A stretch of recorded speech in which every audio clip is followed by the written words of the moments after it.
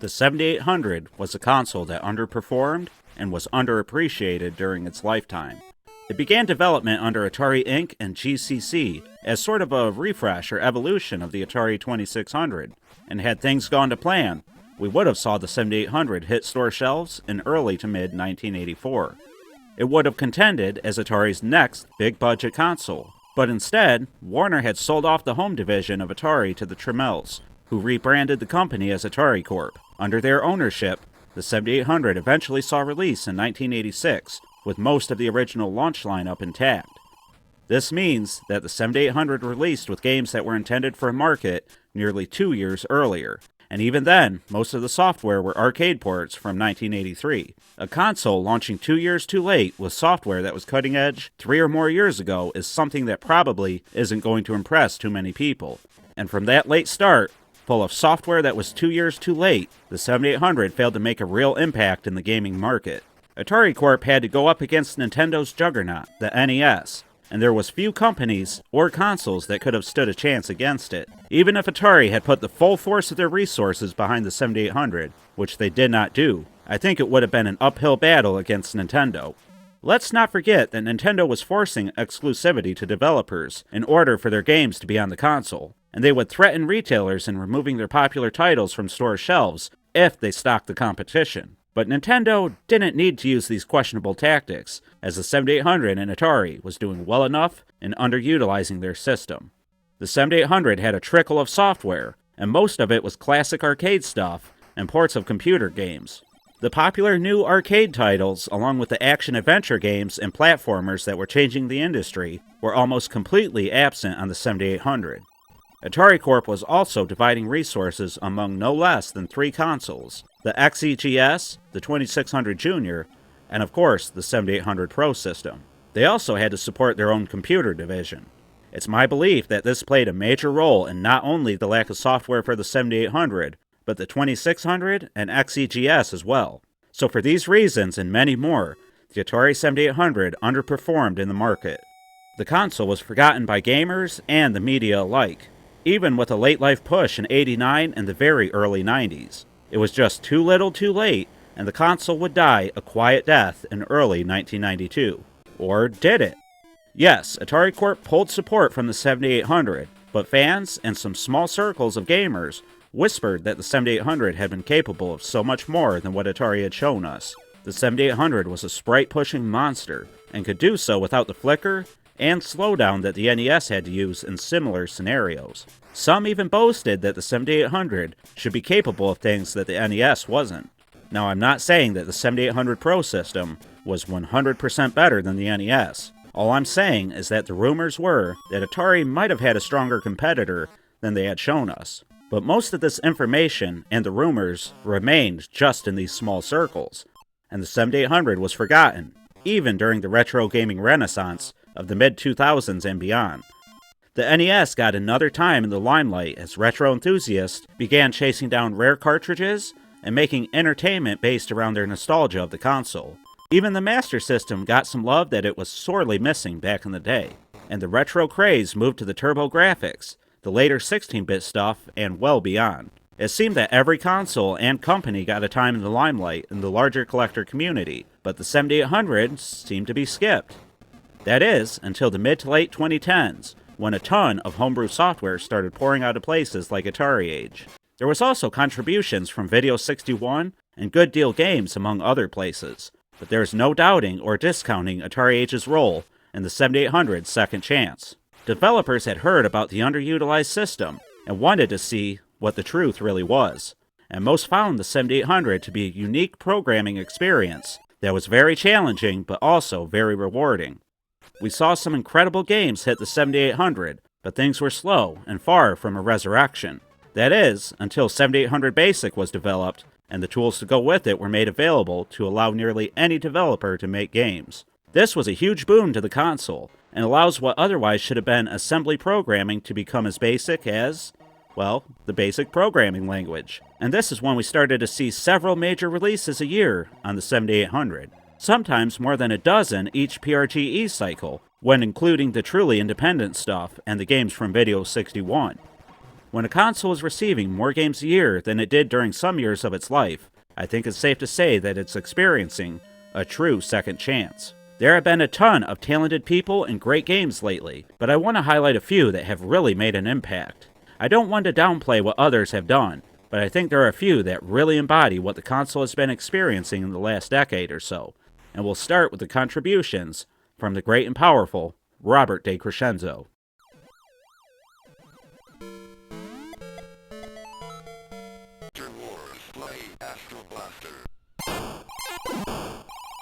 This one man gave the console a ton of fantastic titles that put it on many people's radar, including my own. He mostly started with Pac-Man ports, but none was as influential and as popular as his Pac-Man collections. Both the original and the 40th anniversary were incredible values on the console. With one cartridge, you had the ability to play Pac-Man, its many sequels along with its many hacks and unofficial improvements. And the 40th anniversary edition was a massive improvement to the standard collection. The mazes were now larger and scrolled with the screen, and the AI was more accurate to the arcade.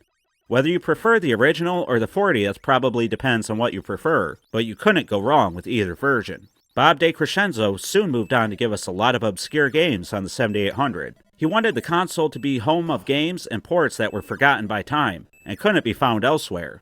So we soon saw ports of games like Moon Cresta, Astro Blaster, and Astro Fighter, just to name a few. While these were mildly popular in the arcade, many had never seen home console releases, let alone one as accurate as what Bob was pulling off on the 7800. He also gave us some of the killer apps of other consoles, with games like Meteor Shower that were reimaginings of popular Intellivision games. Bob was filling the 7800 with some incredible software to be sure, but these were nothing compared to the excellence that he would soon bestow upon us. Bentley Bear's Crystal Quest was an exciting game, and part of the platforming genre that had been missing on the 7800 up to this point. It also featured Atari's pseudo-mascot, Bentley Bear, making it an all-around popular game on the console. But I think his best contribution was his port of Baby Pac-Man. This was originally an arcade/pinball machine that hadn't been ported anywhere really, and that's because of the game's mechanical pinball side. Doing things authentically would require some real talent and skill, and lucky for 7800 fans, Robert de Crescenzo and his team had just that. Even today, Baby Pac-Man is probably one of the most desirable games on the console, as evidenced by its eBay prices. And of course, Bob gave us so much more, but I want to highlight a few other developers and games in this video. I especially want to mention Rikki and Vikki by PenguinNet.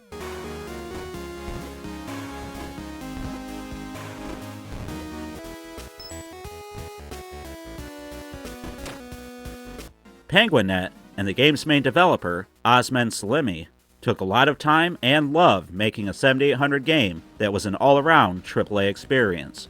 Many people, myself included, feel that Rikki and Vikki is the best looking and playing game to ever hit the console. It has an incredible intro with fun and well-animated characters and smart gameplay that will take some commitment to master. Rikki and Vikki is a must-play, and even if the 7800 version costs an arm and a leg on the secondary market, the Steam version is affordable, and nearly an exact duplicate to the original 7800 experience. But moving on, I want to talk a little about Daryl 1970's work on a ton of ports and projects for the 7800.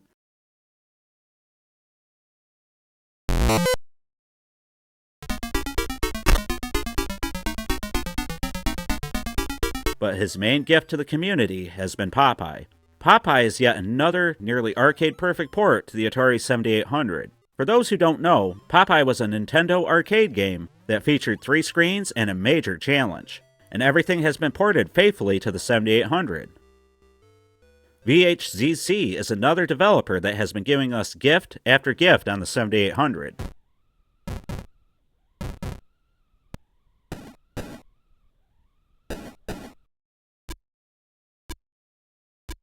Night Guy in Low-Res World might still be his most popular game on the console, and maybe one of his best looking.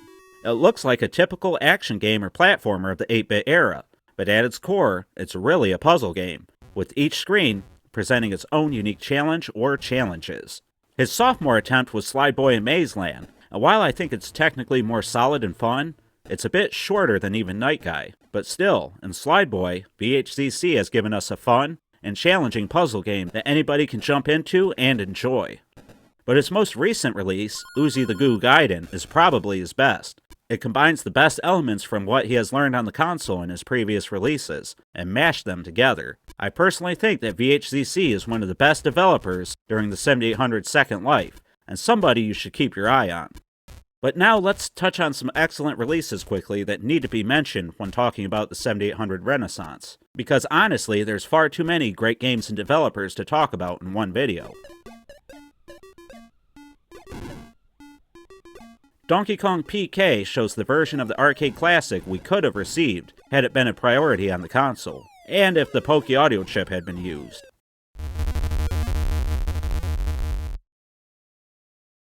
"1942 is a fantastic port of the overhead shooter from Capcom. There are a ton of options in 1942, and you'll want to grab the 7800 game drive to have the best experience with it. You'll also want that particular flash cart to play the best and newest ROMs on the console, like the work-in-progress port of Ghouls and Ghosts.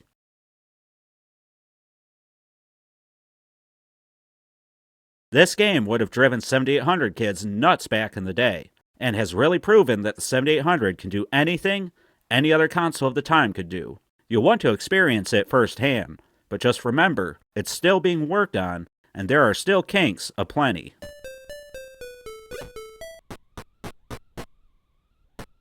Video 61 is bringing a ton of great titles over to the 7800, and they're doing it in their own way.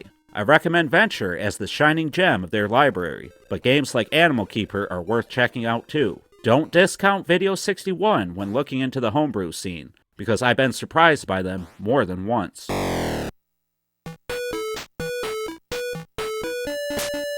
You also might want to download some graphical hacks and fixes on your game drive too, and I think there are none better than Kev Moss 3's fix to Double Dragon. The sprites look better and the colors have been fixed and made more in line with the NES and arcade.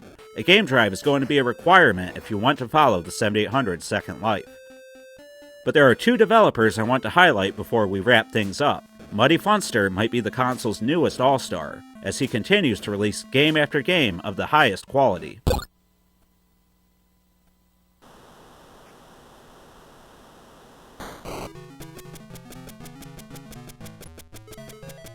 He started with some reimaginings and ports to games like Combat and his Danger Zone release, and Keystone Capers and his Keystone Coppers release. As a huge fan of Activision's Keystone Capers on the Atari 2600, I have to say that he did a fantastic job bringing that game onto the Pro system. But his newest releases are really setting the bar high. EXO is an incredible experience on the console, and gives us an adventure that feels like something we might have found back in the 80s. But there is so much more here than just the gameplay, and Muddy went above and beyond in giving us an incredible package in EXO. And the man is consistently working on new projects and games that continue to impress me time after time. Be sure to check him out and follow him over on the AtariAge forums. My final developer that I want to highlight is Revan Tuli, and he might be one of the best working today as far as pure gameplay goes.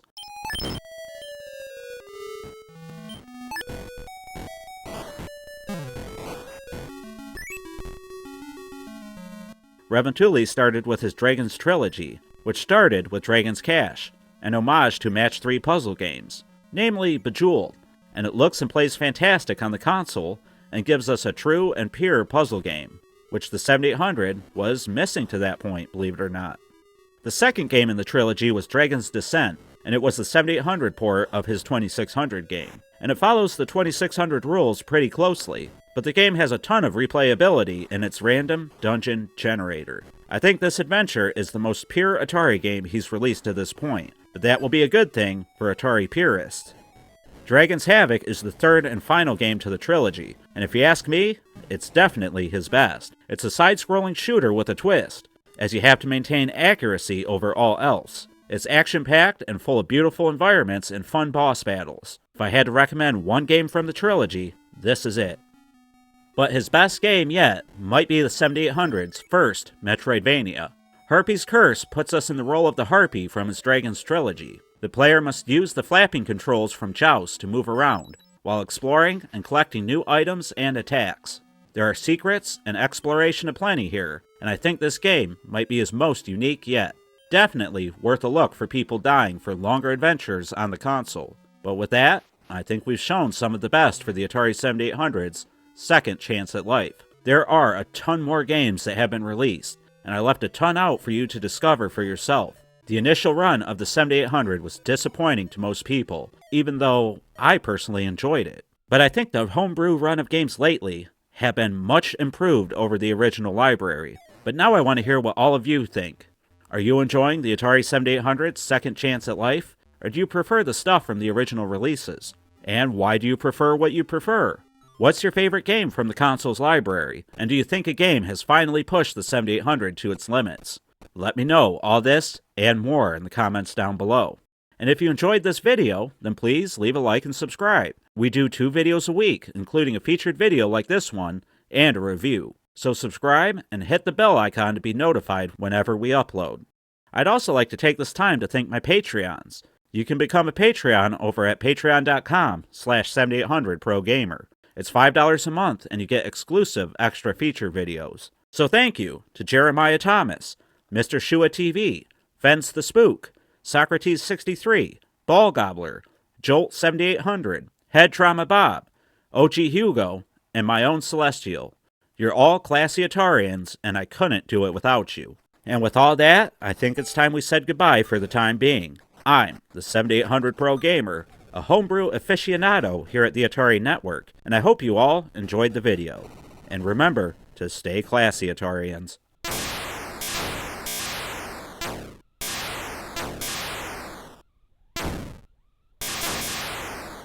The humanoid magnet.